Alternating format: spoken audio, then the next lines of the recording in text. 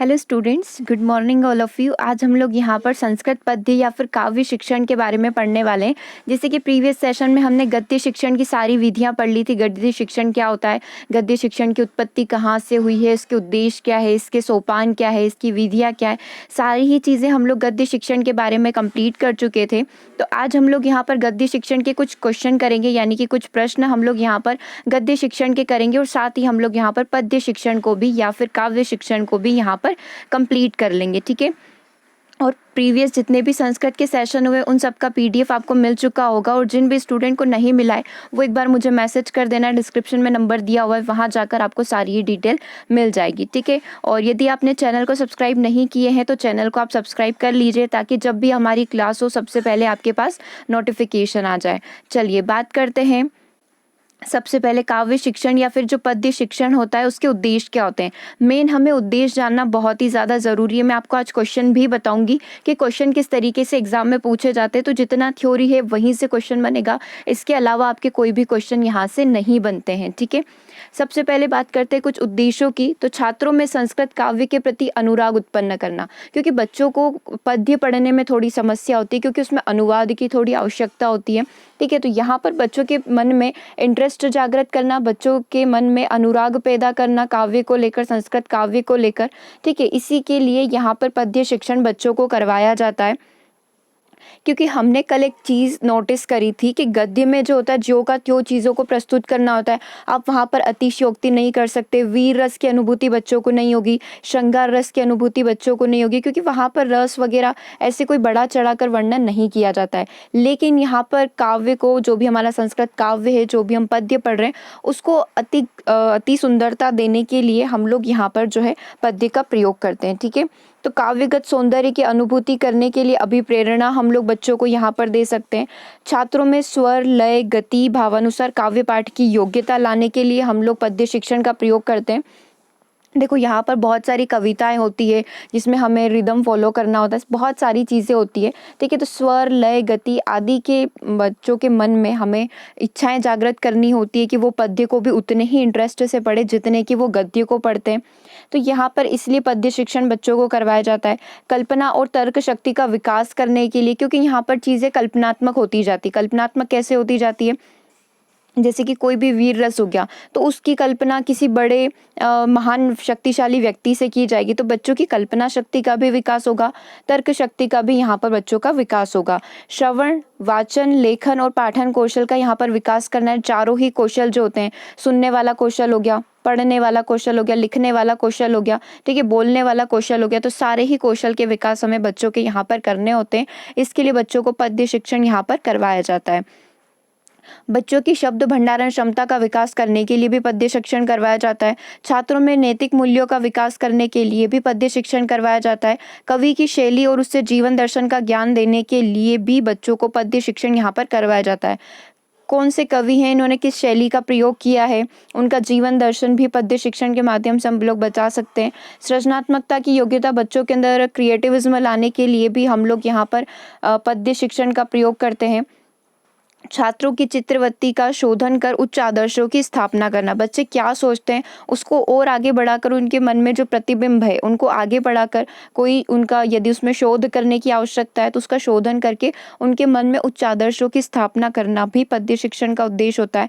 वाच्यार्थ करना, लक्ष्यार्थ करना, व्यंग्यार्थ करना आदि का ज्ञान भी बच्चों को पद्य शिक्षण के माध्यम से भी दिया जा सकता है। एज इट इज़ गद्य शिक्षण के माध्यम से भी हम लोग व्यंग्यार्थ करते हैं, बहुत सारी चीज़ें करते हैं। ठीक है। तो सेम एज इट इज़ यहाँ पर पद्य शिक्षण में भी होता है। काव्य के रस के अनुभूति के प्रति अभिप्रेरणा जागृत करना, वही चीज़ है, इसके लिए भी हम लोग पद्य का प्रयोग करते हैं। कवि का काव्यगत संदेश का परिचय करवाना, समन्वयवादी दृष्टिकोण का विकास करना, वही चीज़ है कि कवि जो है इस काव्य के माध्यम से, इस पद्य के माध्यम से, इस कविता के माध्यम से क्या संदेश देना चाहता है। क्योंकि वहाँ पर कविता पद्य में क्या होता है, संदेश जो होता है, जो भी मैसेज यहाँ पर बच्चों को दिया जाना है वो एग्जैक्ट नहीं लिखा होता है। जैसे कि गद्य में जो का त्यों प्रस्तुत करना होता है, काव्य में ऐसा नहीं होता है। डायरेक्टली कोई भी मैसेज या फिर डायरेक्टली कोई भी इन्फॉर्मेशन बच्चों को नहीं दी जाती है। बच्चों को अपनी तर्क क्षमता और कल्पना शक्ति के आधार पर यहाँ पर उसका सेंस, उसका मीनिंग यहाँ पर निकालना पड़ता है। ठीक है। बच्चों के समन्वयवादी दृष्टिकोण का विकास करना पद्य शिक्षण का यहाँ पर मुख्य उद्देश्य होगा। अब देखो, काव्य और पद्य शिक्षण में बच्चों के अंदर आप इंटरेस्ट कैसे जागृत कर सकते हैं, क्योंकि देखो कविताएं होती है तो पढ़ने में टफ लगती है, क्योंकि यहाँ पर कल्पना शक्ति जो है, हम लोग चाहते हैं बच्चों की कल्पना शक्ति का विकास हो। तो इसके लिए क्या क्या कर सकते हैं, बच्चों में इंटरेस्ट जागृत करना बहुत ही ज़्यादा जरूरी है। तो विशिष्ट श्लोकों सुभाषितों को कंठस्थीकरण के लिए प्रेरित करना, ठीक है, बच्चों को श्लोक और सुभाषित करे, वो अच्छे से बोले, उनको अच्छे से कंठस्थीकृत कर ले चीज़ों को, उसके लिए बच्चों को प्रेरित करना बहुत आवश्यक होता है। कक्षा में समवेत स्वर के सस्वर वाचन का अभ्यास करवाना, जो भी टीचर पढ़ा रहा है उसको उसी टोन इन द सेंस की सस्वर वाचन करना है। पोयम आपको कोई, जैसे श्लोक हमेशा राग में बोले जाते हैं, ठीक है, लोकोक्तियाँ हो गई तो उनको उस तरीके से बोला जाता है। तो यहाँ पर स्वर मतलब स्वर के साथ वाचन करना। जैसे हम लोग कोई भी गाना गा रहे हैं, मतलब इसको बेसिक एक एग्जांपल से लेकर समझें, हम लोग कोई भी गाना गा रहे हैं, हम लोग कोई भी भजन दोहरा रहे हैं, तो हम भजन को ऐसा नहीं जैसे कोई पाठ पढ़ते हैं वैसे दोहराते हैं। भजन की अपनी अपनी राग होती है, उसके अपने अपने आलाप होते हैं। तो यहाँ पर भी आपको ये चीज़ का ध्यान रखना है, जब भी आप कोई श्लोक बच्चों को पढ़ा रहे हो, जब भी कोई कविता पढ़ा रहे हो, तो इस चीज़ का ध्यान रखिए कि बच्चा उसी टोन में, उसी का स्वर के साथ वहाँ पर वाचन कर रहा हो। ये सबसे बड़ा एक बेनिफिट होता है कि बच्चों के जो यहाँ पर टोन जो होती है वो बहुत अच्छे से ज़्यादा विकसित हो सकती है। ध्वनि अभिलेख में संस्कृत गीतों को सुनाना चाहिए। सेम चीज़ है कि ध्वनि के साथ, मतलब जैसा सॉन्ग है, जैसा यहाँ पर बच्चा गीत दोहरा रहा है, जैसा गायन कर रहा है, वैसे के वैसे ही संस्कृत भाषा है तो संस्कृत में ही गीतों को सुनाना चाहिए। श्लोक अंतराक्षरी श्लोक पाठ प्रतियोगिता का आप आयोजन कर सकते हो। आप बच्चों को श्लोक के अंतराक्षरी खिला सकते हो। जैसे अ से हो गया तो अ से आपको कोई श्लोक याद आ रहा हो पाणिनि का, फिर किसी का भी कोई श्लोक याद आ रहा हो, कालिदास का याद आ रहा होगा, ठीक है, तो श्लोक पाठ प्रतियोगिता का आयोजन आप करवा सकते हो और होती भी है। मैं खुद सरस्वती स्कूल से बिलोंग करती हूँ। मेरा स्कूलिंग जो है 10th तक सरस्वती से ही हुआ है। सरस्वती तो वहाँ पर होते हैं, संस्कृत में प्रतियोगिता होती है, संस्कृत निबंध प्रतियोगिता होती है, बहुत सारे, मतलब संस्कृत को बहुत ही प्रायोरिटी पर वहाँ रखा जाता है। संस्कृत का ज्ञान होना हर बच्चे के लिए एक बहुत बड़ी बात होती है। संस्कृत में बहुत सारे कॉम्पिटिशन्स होते हैं, वहाँ पर होती है ये प्रतियोगिताएं। श्लोक अंताक्षरी श्लोक पाठ प्रतियोगिता आदि का आप लोग वहाँ पर आयोजन करवाकर बच्चों में संस्कृत के प्रति आप जागरूकता ला सकते हो। संस्कृत कवियों की जन्म दिवस पर उत्सव मनाकर, बहुत होता है, हर स्कूल में होता है, कोई भी संस्कृत कवि हो गए, जैसे पाणिनि हो गए, बहुत सारे कवि हो गए, उनकी जयंती मनाकर उनके बारे में बच्चों में जागरूकता ला सकते हैं। देखो टीचर क्या करेगा, जयंती मना रहे हैं तो बहुत सारे बोर्ड पर उनके श्लोक लिखे जाएंगे, उनका वर्णन किया जाएगा, बच्चों को बोला जाएगा कि आपको पाणिनि पर एक पैराग्राफ रेडी करके लाना है, संस्कृत में आपको बोलना है। तो संस्कृत भाषा का तो विकास होगा ही होगा, और उसके साथ साथ उसके श्लोक और जितनी भी उच्चारण उसको करना है, तो सभी चीज़ें वहाँ पर उसके विकसित होगी। तो इस प्रकार से जितनी भी जयंतियाँ आती है, उन जयंती को आप लोग इस उत्सव के रूप में सेलिब्रेट कर सकते हो, या फिर शनिवार को जो हमारी बाल सभाएं होती है उसमें इस प्रकार की संस्कृत की एक्टिविटी आप करवा सकते हो। अगला देखो, शिक्षक के द्वारा छात्र में उनके कोमल भावों की आनंदभूति की योग्यता को उत्पन्न करके, शिक्षक जो है, यदि वो बच्चे में चाहे कि उनके कोमल भाव की आनंदानुभूति, मतलब बच्चों को कैसे भी करके आनंद दिलाना है, उनको मजा दिलाना है, उनको इंटरटेनमेंट करना है, तो इस प्रकार के आप बहुत सारे प्रोग्राम्स कंडक्ट करवा सकते हो।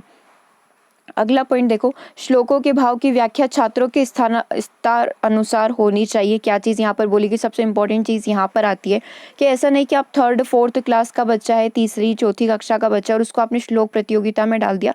श्लोक बिल्कुल लेवल वाले होने चाहिए। छोटे बच्चे तो आसान श्लोक होने चाहिए, बड़े हैं तो फिर उच्च स्तर के, तो उनके लिए उच्च स्तरीय श्लोक आप आयोजित करेंगे। इस तरीके से हमें बच्चों का मानसिक स्तर देखकर प्रतियोगिताएं करवानी चाहिए, ठीक है। व्याख्या भी आप बिल्कुल उसी हिसाब से करेंगे, आसान भाषा में सिखाना है, किस तरीके से सिखाना है, अनुवाद के माध्यम से सिखाना है, कौन सी विधि से सिखाना। विधि अब अभी हम लोग सारी पढ़ लेंगे तो हमें पता चल जाएगा कि किस विधि को किस बच्चे के लिए उपयोगी होगी, क्योंकि वहाँ पर लेवल लिखे हुए, ये प्राथमिक स्तर के लिए, ये उच्च स्तर के लिए, ये उच्च माध्यमिक स्तर के लिए, क्योंकि विधियों का भी सबसे बड़ा खेल होता है कि किस विधि को किस प्रकार के बच्चों पर हमें अप्लाई करना है।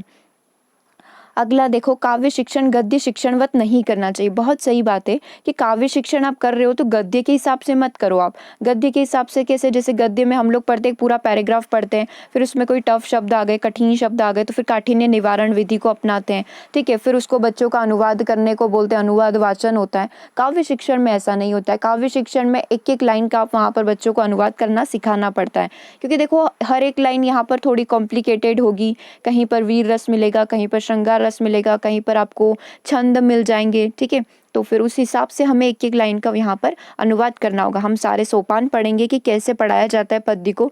जैसे कि हम कल गद्य पढ़े थे कि गद्य को कैसे पढ़ाना है, वैसे ही आज हम देखेंगे कि पद्य को कैसे पढ़ाया जाता है।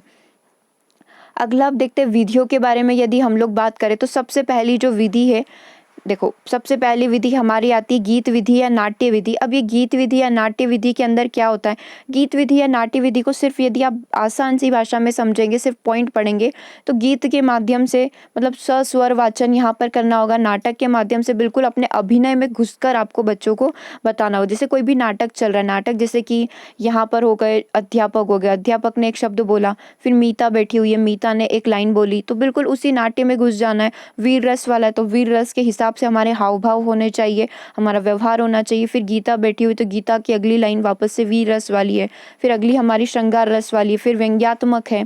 तो ऐसे करके पूरा हमारा चलता है। तो गीत विधि या नाट्य विधि क्या होती है, प्रारंभिक कक्षाओं के लिए आप इसको प्रयोग कर सकते हो।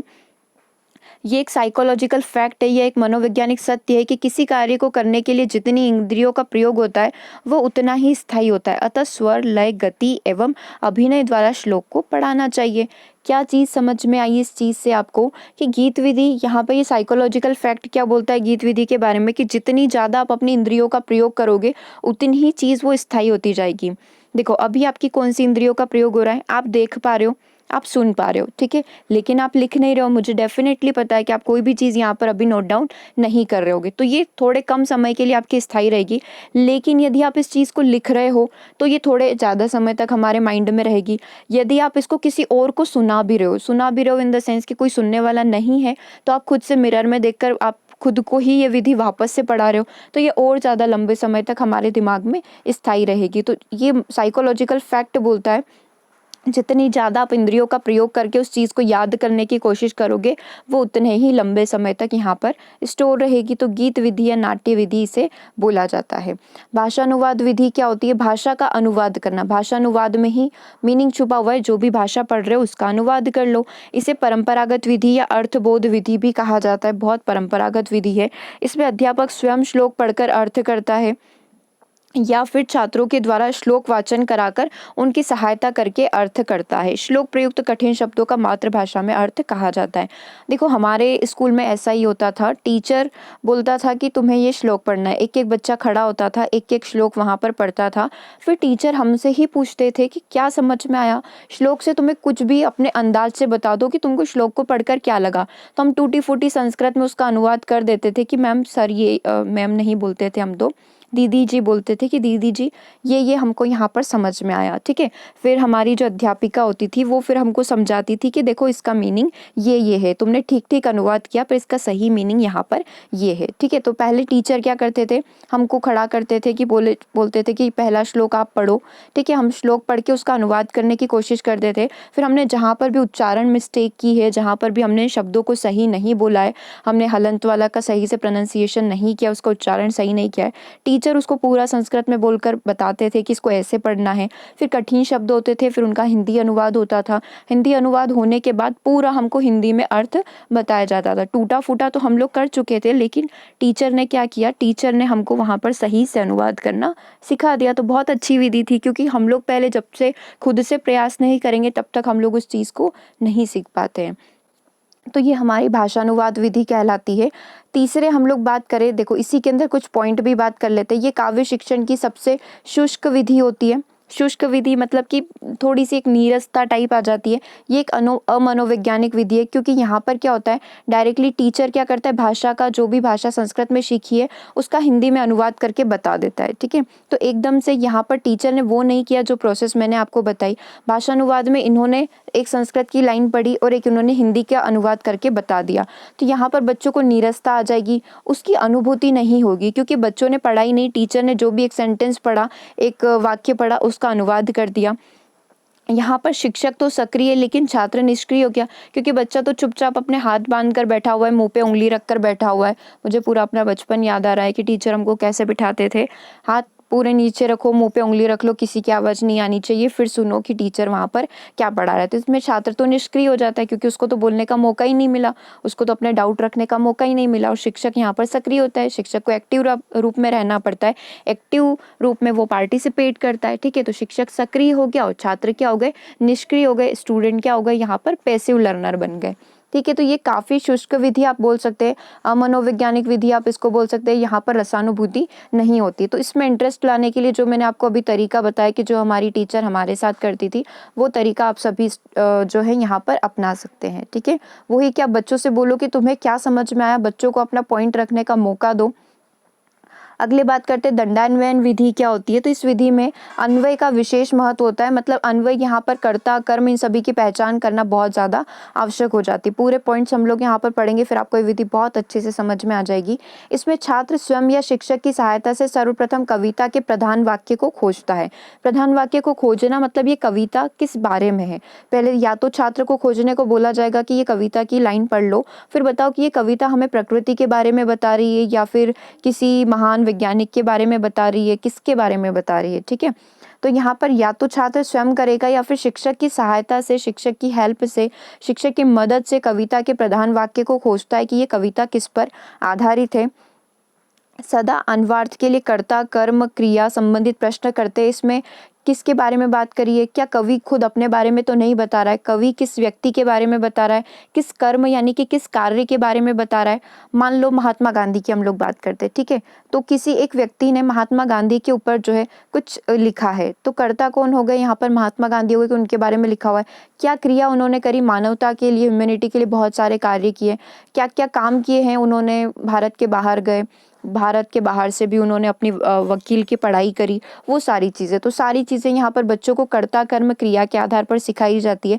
इस क्रिया को ही दंडान्वयन विधि कहा जाता है। ठीक है, मेन यहाँ पर रहता है कर्ता कौन है, क्रिया कौन कर रहा है, कर्म कैसा हो रहा है, ये सारी चीज़ें। बिल्कुल अन्वय बोध में दंडवत एवं दंडवत अन्वय होता है, वही सारी चीजें हो जाती है कि कर्ता कर्म क्रिया पर आधारित है, तो कौन कार्य कर रहा है, कैसे कर रहा है, किस पर आधारित कविता है, तो ये सारी पॉइंट्स यहाँ पर निकल कर आ जाते हैं। उसके बाद इसमें बताया हुआ है दंडवत खंडवच्चेव विभेदोन्वय उच्यते, मतलब क्या है, मुख्य वाक्य का अन्वेषण करके आश्रित वाक्यों को प्राप्त यहाँ पर किया जाता है। सबसे पहले मुख्य वाक्य यहाँ पर पहचान लिया जाएगा, छात्र स्वयं पहचानेंगे या फिर टीचर अध्यापक की मदद से पहचानेंगे। उसका अन्वेषण करके मतलब उसको समझकर, उसको बहुत अच्छे से संवतक खुद से समझकर यहाँ पर उसके आश्रित वाक्य जो है, उस पर डिपेंडेंट जितने भी वाक्य उनको यहाँ पर प्राप्त किया जाएगा।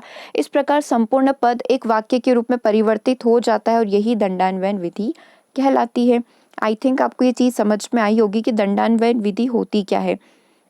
सबसे पहले तो यहाँ पर क्या होता है, सबसे पहले तो कविता के प्रधान वाक्य को पहचाना जाता है, ये पहला काम हो गया इसका। उसके बाद कर्ता कर्म क्रिया को यहाँ पर पहचाना जाता है, फिर इसी से रिलेटेड मुख्य वाक्य को समझकर, मुख्य वाक्य की खोज करके इसमें मेन वाक्य क्या है, उसके ऊपर जितने भी डिपेंडेंट वाक्य है, जैसे कि यहाँ पर महात्मा गांधी की अपन बात कर रहे थे तो उनकी विवेकता, उनकी ह्यूमैनिटी की बात कर रहे थे कि वो मानवता को कैसे मानते थे। बिल्कुल हमें किसी के ऊपर वो एक तरीके से बोलते हैं ना कि हमें बिल्कुल अहिंसावादी होना चाहिए। ठीक है, उस तरीके से उसी पर बेस्ड पूरा हमारा आज का चैप्टर है, उसी पर बेस्ड हमारा पूरा आज का पाठ है। तो ये विवेकता पर आधारित है, अहिंसावादी होने की यहाँ पर बात की गई है। तो मुख्य वाक्य हमको यहाँ पर मिल गया अहिंसावादी का, उसी पर डिपेंड कि उन्होंने अपने जीवन में क्या क्या कार्य किए, बिल्कुल अहिंसा पर रहकर उन्होंने देश को आज़ादी दिला दी। तो मुख्य वाक्य तो अहिंसावादी होना और उसी पर आश्रित सारे वाक्यों को समझ लिया गया और संपूर्ण पद को, संपूर्ण पाठ को यहाँ पर स्टेप बाय स्टेप समझ लिया गया। तो यही दंडान्वयन विधि यहाँ पर कहलाती है। इस विधि में समस्त कार्य व्याकरण से संबंधित होता है, अतः काव्य में रसादि का बोध नहीं होता है, अतः यह विधि उच्च कक्षाओं के लिए उचित नहीं है। इसे सहायक विधि के रूप में हम लोग यहाँ पर प्रयोग कर सकते हैं। अब देखो यहाँ पर क्या होता है, काव्य में रस आदि का बोध नहीं होता है इतने अच्छे से, तो इसलिए इसको उच्च कक्षाओं के लिए उपयोगी नहीं माना जाता है, लेकिन सहायक विधि के रूप में हम लोग इसे अपना सकते हैं। जैसे कोई भी विधि हो गई, व्याख्यान विधि हो गई, और भी हम जो बहुत सारी विधियाँ पढ़ते हैं, अर्थबोध विधि हो गई, पारंपरिक विधि जिसे बोला जाता है, उसके साथ साथ हम इस विधि को यहाँ पर अप्लाई कर सकते हैं। किस विधि को, दंडान्वयन विधि को, क्योंकि इसमें कर्ता कर्म क्रिया से प्रश्न पूछना पड़ता है। ठीक है, फिर उसका एक मुख्य वाक्य को पहचानना, फिर उसके साथ उस पर आश्रित वाक्यों की पहचान करना थोड़ा टफ पड़ जाता है, तो इसको हम लोग क्या कर सकते हैं, सहायक विधि के रूप में अपना सकते हैं। अगले पॉइंट की हम लोग बात करते हैं व्याख्या विधि यहाँ पर क्या होती है। तो इस विधि में शिक्षक एक एक शब्द की व्याख्या के साथ साथ श्लोक का अर्थ करता है। इसके साथ ही श्लोक की रचना शैली, कवि परिचय, प्रसंग, संदर्भ एवं भावार्थ पर विशेष प्रभाव यहाँ पर डाला जाता है। अब यहाँ पर एक एक शब्द की व्याख्या, मतलब व्याख्या से ही समझ में आ रहा है कि एक एक शब्द को यहाँ पर डिफाइन किया जाएगा, श्लोक का अर्थ किया जाएगा, उसकी रचना शैली पहचानी जाएगी, कवि का परिचय हमें मिल जाएगा, प्रसंग, संदर्भ, भावार्थ पर विशेष प्रभाव यहाँ पर डाला जाता है। किसी श्लोक में ऐतिहासिक घटना या अंतः कथा हो तो उसका भी व्याख्यान किया जाता है। जैसे कोई ऐतिहासिक घटना है, पुराने इतिहास की घटना आ गई कि किस तरीके से देश को आज़ादी मिली, ये पद्य में आपको मिल गया, तो उसका पूरा वृत्तांत, उसका पूरा व्याख्यान यहाँ पर करना आवश्यक हो जाता है।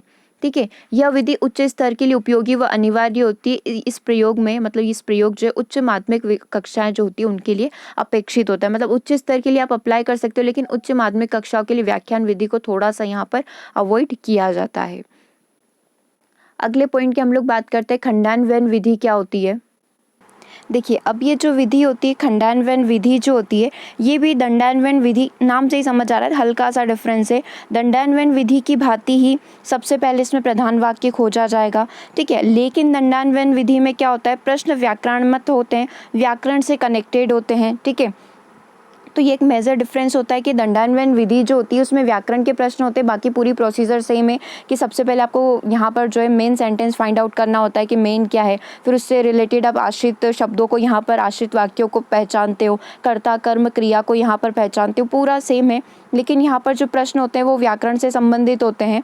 और खंड काव्य विधि में प्रश्न साहित्य विषय वस्तु पर आधारित होते हैं, ये पूरे साहित्य से संबंधित होते हैं। खंड, गद्य और खंड में हमें समझ में आता है। ठीक है, खंड और महाकाव्य जैसी चीज़ें होती है, तो खंड में क्या होता है, पूरा साहित्य से संबंधित ये चीज़ें होती है। और दंडान्वयन में प्रश्न व्याकरण से संबंधित होते हैं। व्याकरण से आप जान लो कि व्याकरण के जितने भी लट लकार धातु वगैरह होते हैं वो सारे हमारे व्याकरण से संबंधित होते हैं। लेकिन ये जो खंड काव्य है, यहाँ पर आपको सारे साहित्य के प्रश्न मिलेंगे कि ये साहित्य क्या बता रहा है, किस चीज़ किस में अनुभूति आपको हो रही है, ये सारी चीज़ें हमारे खंडान्वयन विधि के अंतर्गत आती है। ठीक है, अब यहाँ पर साहित्य की अनुभूति यदि बच्चा कर रहा है तो उसको रसानुभूति, भावानुभूति बहुत अच्छे से होगी तथा काव्य सौंदर्य यहाँ पर प्राप्त हो जाएगा। वो जो एक दंड काव्य का एक ड्रॉबैक रह जाता है कि बच्चा सिर्फ व्याकरण पढ़ने में ही रह जाता है, व्याकरण के नियमों को याद करने में ही रह जाता है, यहाँ पर उसे रसों की अनुभूति होगी, काव्य सौंदर्य यहाँ पर प्राप्त होगा। तो ये बहुत नीरसता वाली चीज़ यहाँ पर क्रिएट नहीं होगी। बच्चा जो है बहुत आसानी से, बहुत मज़े से, बहुत आनंद लेकर यहाँ पर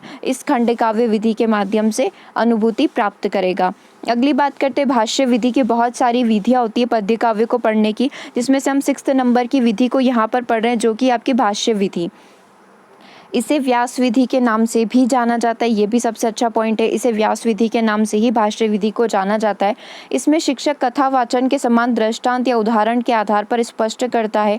इसमें प्रत्येक पद का भाव भाषा की दृष्टि से विचार करके शिक्षक शब्द के महत्व, शब्दानांतर प्रयोग में अर्थ दोष, माधुर्य, वाक्य विन्यास पर पड़ने वाले प्रभावों का संकेत देता है। भाष्य विधि क्या है, कथा वाचन, जैसे कोई कथा पढ़ी जाती है उसके समान, या फिर कोई एक रियल एग्जाम्पल देकर, बच्चों को कोई कहानी सुनाकर, बच्चों को कोई उदाहरण देकर, यहाँ पर भाषण के आधार पर बच्चों को ज्ञान की प्राप्ति करवाई जाती है। ठीक है, इसमें क्या होता है, बच्चों के कोई अर्थ दोष आ रहे हैं, कोई वाक्य विन्यास से, कोई भी शब्दांतर, कोई भी समस्या यदि आ रही है तो बच्चे को समस्या का एट अ टाइम यहाँ पर समाधान कर दिया जाता है। ठीक है, मेन पॉइंट यहाँ पर है कि दृष्टांतों का उदाहरण देकर कोई भी चीज़, पुराना कोई वाक्यांश हो गया उसका पूरा विवरण किया गया, यहाँ पर कोई भी दृष्टांत हो गया उसका अच्छे से समझाया गया कि देखो पुराने समय में ऐसा ऐसा होता था। तो पूरी एक भाषण विधि हो गई, कथा वाचन हो गई, तो यहाँ पर सरसता आ जाती है, मतलब एक बहुत इंटरेस्ट बच्चों को आ जाता है, आनंद की अनुभूति यहाँ पर होती है। अब इसमें शिक्षक तो सक्रिय रहता है, लेकिन छात्र यहाँ पर क्या होता है, निष्क्रिय होने लग जाता है, क्योंकि अगेन भाषण विधि है। तो कहीं ना कहीं एक समय ऐसा होगा कि बच्चों के अंदर नीरसता आने लगेगी, क्योंकि बच्चा तो निष्क्रिय, बच्चे को तो सिर्फ सुनना है। तो ये उच्च कक्षाओं के लिए अधिक उपयोगी होती है, उच्च माध्यमिक कक्षाओं के लिए इसको इतना ज़्यादा मायने नहीं रखा जाता है। ठीक है, उच्च कक्षाएँ जो होती है उनके लिए यहाँ पर ये अधिक उपयोगी रहती है। अगले की बात करते हैं तुलना विधि क्या होती है। तो इस विधि में शिक्षक प्रस्तुत श्लोक के तत्सम भाव श्लोक की सहायता से तुलना करता है। अब यहाँ पर श्लोक में भी तुलना करके बच्चों को पढ़ाया जा रहा है, तो ये विधि तो अच्छी होती है, क्योंकि तुलना यदि करके टीचर पढ़ाएगा, अध्यापक पढ़ाएगा, तो बच्चों को समझ अच्छे से आएगा। इस चीज़ की तुलना यदि इस चीज़ से की जाएगी, तो मान लो बच्चे को ये वाली विधि अच्छे से समझ आती है, ये वाली नहीं समझ आ रही, तो ये आसानी से इस विधि को इस विधि से कंपेयर करके सीख सकता है। क्योंकि तुलना कब की जाती है? तुलना तब की जाती है जब आपके सामने कोई कठिन शब्द है, आप उसकी तुलना किसी दूसरे से कर रहे हैं उसको सरल बनाने के लिए, तब हम लोग तुलना करेंगे तो बहुत आसान ये बच्चों के लिए बन जाएगा, लेकिन टीचर के लिए बहुत मेहनती काम हो जाएगा। टीचर को बहुत ही ज़्यादा श्रम यहाँ पर करना पड़ेगा। तो इस विधि में शिक्षक को अधिक श्रम करना पड़ता है। किस विधि में? तुलना विधि में। इसमें छात्र की विषय वस्तु के प्रति रुचि अधिक हो जाती है।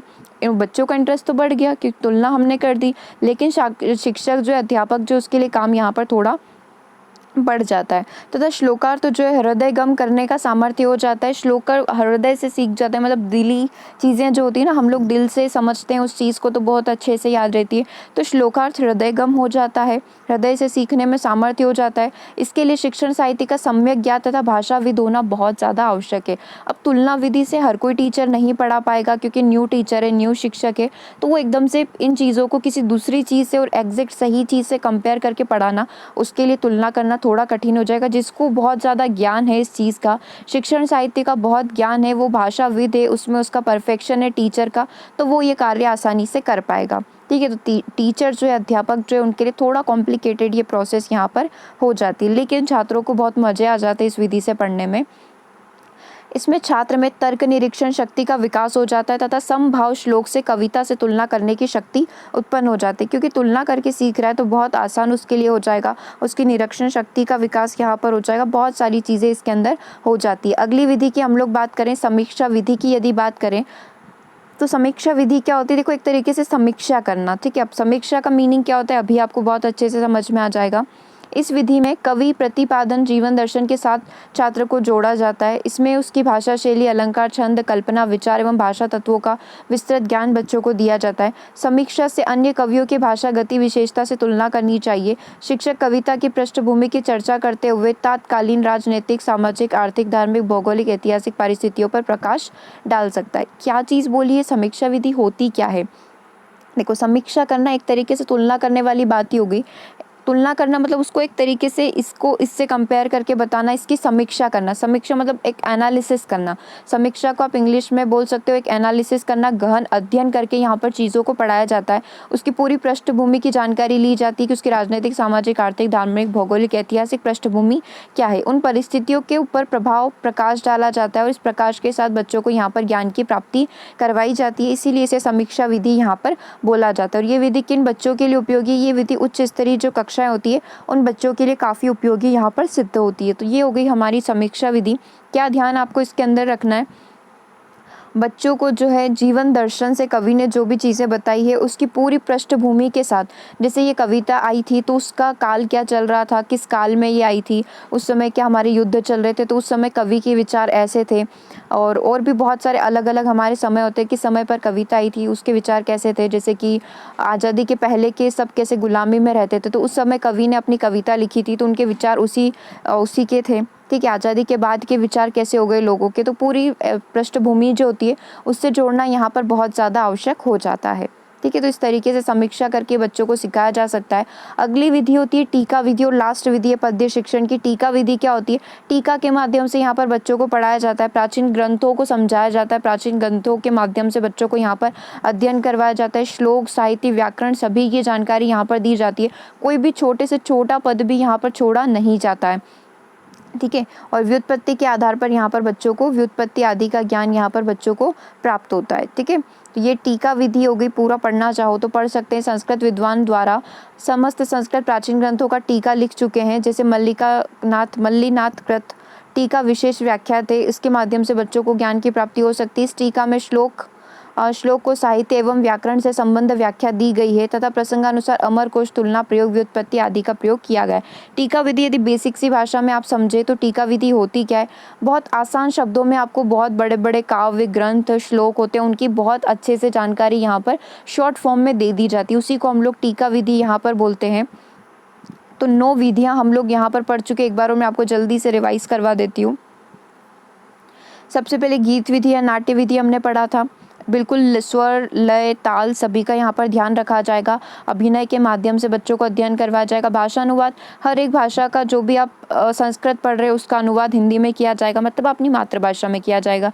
इंग्लिश बच्चों को पढ़ा रहे तो इंग्लिश का अनुवाद भी आप अपनी मातृभाषा में कर रहे हो। तो ये भाषा अनुवाद विधि होती है। इसमें टीचर तो सक्रिय हो जाता है, अध्यापक सक्रिय हो जाते हैं, लेकिन हमारे छात्र निष्क्रिय हो जाते हैं। अमनोवैज्ञानिक विधि होती है एक प्रकार से। दंडान्वयन विधि क्या होती है? सबसे पहले हम लोग यहाँ पर प्रधान वाक्य को खोजते हैं, ठीक है, फिर उसका हम लोग अध्ययन करते हैं। अन्वेषण विधि का हम लोग यहाँ पर प्रयोग करते हैं, उसका अन्वेषण करते हैं, उसकी खोज करते हैं।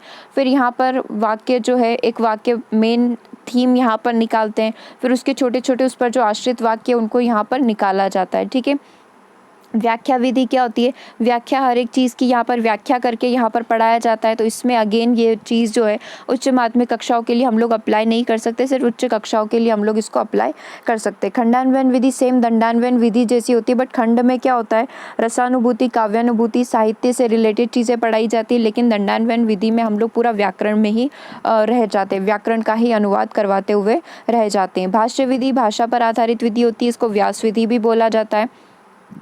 यहाँ पर भाषा के माध्यम से कहानी, कथन सुनाकर, दृष्टांत सुनाकर बच्चों को ज्ञान की प्राप्ति करवाई जाती है। अगेन यहाँ पर शिक्षक सक्रिय हो जाएंगे, छात्र हमारे निष्क्रिय हो जाएंगे। तुलना विधि की बात करें तो यहाँ पर तुलना करके बच्चों को पढ़ाया जाता है। किसी एक कठिन वाक्य का सरल वाक्य से तुलना करके पढ़ाया जाता है, तो छात्र जो है बहुत आसानी से इस चीज़ को समझ जाता है, छात्र सक्रिय हो जाता है। लेकिन टीचर सक्रिय तो रहेगा, लेकिन टीचर के लिए थोड़ा श्रम वाला काम यहाँ पर हो जाएगा। समीक्षा विधि, डीप एनालिसिस करके बच्चों को यहाँ पर अध्ययन करवाया जाता है। हर एक चीज़ की यहाँ पर समीक्षा की जाती है। जैसे कि आज़ादी के पहले की कहानियाँ, गुलामी की कहानियाँ होती थी, उस समय जो कविताएं लिखी गई, उस समय जो पद लिखे गए, उस समय जो पद्य साहित्य आया, उसमें सभी गुलामी से रिलेटेड बातें थी, ठीक है। तो उसकी पूरी भौगोलिक साहित्यिक पृष्ठभूमि का एनालिसिस यहाँ पर किया जाएगा। उच्च स्तरीय कक्षाओं के लिए ये काफ़ी ज़्यादा उपयोगी होती है। टीका विधि, यहाँ पर संस्कृत के जितने भी प्राचीन ग्रंथ, पुराण, वेद, साहित्य, उनको यहाँ पर टीका विधि के माध्यम से पढ़ा दिया जाता है। बहुत आसान भाषा में यहाँ पर बच्चों को जानकारी मिल जाती है पुराने ग्रंथों की, पुराणों की, साहित्य की, ठीक है। ये सारी 9 विधियाँ हो गई। यदि अब हम लोग सोपान की बात करें तो क्या क्या सोपान यहाँ पर हो सकते हैं? औपचारिक बिंदु, सबसे पहले पहचानने की आवश्यकता है कि क्या लक्ष्य हमारा है। उद्देश्य जानने की आवश्यकता है कि आप क्यों पढ़ा रहे हैं, क्या क्या आपको सहायक सामग्री चाहिए, बच्चों के पास कितना पूर्व ज्ञान है इस साहित्य से रिलेटेड, इस पद्य से रिलेटेड, इस काव्य से रिलेटेड, इस कविता से रिलेटेड पूर्व ज्ञान हम लोग जानने की इच्छा रखेंगे। फिर हम लोग प्रस्तावना देंगे कि क्या हम लोग आज पढ़ाने वाले हैं, आज के जो हमारा कालखंड लगा है, आज की कालावधि में हम बच्चों को क्या क्या सिखाएंगे। उद्देश्य कथन, हम लोगों उनके साथ उद्देश्य कथन डिफाइन करेंगे, उनके साथ डिस्कस करेंगे बच्चों के साथ। फिर विषयोपस्थापना में सारी चीज़ें आ जाएगी, कैसे पढ़ाना है, कैसे आप यहाँ पर होमवर्क देंगे, A to Z सारी चीज़ें, ठीक है। सबसे पहले आप कैसे बच्चों को पढ़ाएंगे, किस विधि का प्रयोग करेंगे, आप वो विधि पहले चूज़ कर लेंगे, किस विधि के माध्यम से आपको पढ़ाना है, ठीक है। पुनरावृत्ति आप करवा लेंगे, बच्चों को यहाँ पर समझा देंगे, अनुवाद करवा देंगे, फिर उनको होमवर्क दे देंगे, गृह कार्य दे देंगे। तो ये सारी चीज़ें हमारे विषयोपस्थापना के अंतर्गत आ जाती है। तो ये सारी पद्य शिक्षण के बारे में हमने बात कर ली। और जैसा कि कल हमने गद्य शिक्षण को पढ़ा था कि गद्य शिक्षण कैसे किया जाता है, तो मैं कुछ क्वेश्चन आपको यहाँ पर बता दूँ एग्जाम में किस तरीके के क्वेश्चन पूछे जाएंगे। सेम क्वेश्चन आपके हिंदी में भी बनते हैं, क्योंकि हिंदी में भी गद्य और पद्य शिक्षण होते हैं, ऐसे ही हमारे संस्कृत में भी गद्य और पद्य शिक्षण होते हैं। तो गद्य शिक्षण का प्रमुख उद्देश्य क्या होता है? भाषा ज्ञान प्राप्ति करना, ग्रहण और अभिव्यक्ति करना, द्विभाषा ज्ञान प्राप्त करना। जैसे कि आप हिंदी में पढ़ रहे हैं तो हिंदी का और आप सरल भाषा में, अपनी मातृभाषा में अनुवाद सीखोगे, या फिर रसानुभूति होना। तो हम लोग गद्य शिक्षण की बात कर रहे हैं, तो गद्य शिक्षण का मेन जो एक पॉइंट होता है वो होता है ग्रहण करना, चीज़ों को एक्सेप्ट करना और उसकी अभिव्यक्ति करना। अपने विचारों में आप क्या उस चीज़ को अभिव्यक्त कर पा रहे हो, तो ये गद्य शिक्षण का मुख्य उद्देश्य होता है। तो आंसर यहाँ पर हो जाएगा ऑप्शन नंबर बी। अगले पॉइंट की बात करें, गद्य शिक्षण हेतु प्रयोग में लाई जाती है, कौन सी विधि लाई जाती है? गद्य शिक्षण की बात कर रहे हैं, काव्य विधि, व्याख्या विधि, आगमन विधि या फिर सूत्र विधि। तो गद्य के लिए हम लोग किस विधि का प्रयोग कर सकते हैं, ये चीज़ आपसे यहाँ पर पूछी गई है। तो गद्य के लिए हम लोग नॉर्मली व्याख्या विधि का प्रयोग करें तो वो ज़्यादा आसान होती है, व्याख्या करना बहुत ही ज़्यादा आसान यहाँ पर हो जाता है, ठीक है। देखो, काव्य विधि है, आगमन विधि है, सूत्र विधि है। सूत्र विधि का भी वैसे हम लोग प्रयोग कर सकते हैं, पर मेजर हम लोग यहाँ पर ध्यान देंगे व्याख्या विधि के ऊपर। तो गद्य शिक्षण है तो हम लोग व्याख्या विधि को प्रयोग में यहाँ पर ला सकते हैं, ठीक है।